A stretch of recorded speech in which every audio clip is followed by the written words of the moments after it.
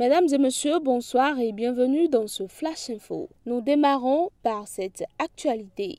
L'armée israélienne s'est retirée des villages du sud du Liban ce mardi. Le délai fixé pour le retrait des troupes israéliennes du sud du Liban dans le cadre de l'accord de cessez-le-feu avec le Hezbollah a expiré ce 18 février. En dépit de cet accord, Israël a confirmé maintenir des troupes dans 5 points stratégiques pour surveiller la frontière. Le ministre israélien de la Défense justifie ce maintien par le besoin d'assurer la protection des communautés du nord de l'État hébreu.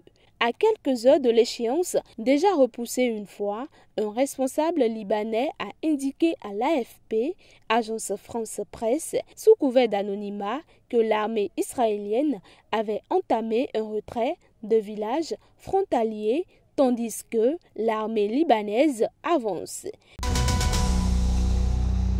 Autre nouvelle, au Canada, un avion bombardier CRJ-900 de la compagnie américaine Delta Airlines a terminé ce lundi sa course à l'envers sur le tarmac de l'aéroport Toronto.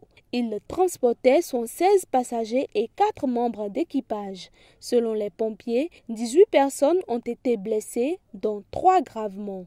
L'accident s'est produit lors de l'atterrissage alors que des vents violents balayaient les pistes. Le Bureau de la sécurité des transports du Canada a annoncé l'ouverture d'une enquête.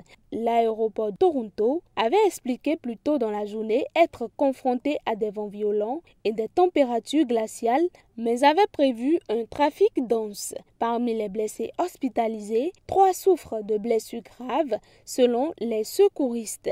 12 autres personnes ont été blessées de façon mineure ou modérée et transportées dans les hôpitaux de la région, a expliqué à l'AFP un superviseur des opérations de secours. Fin de ce flash, merci de toujours préférer L2A TV pour vous informer.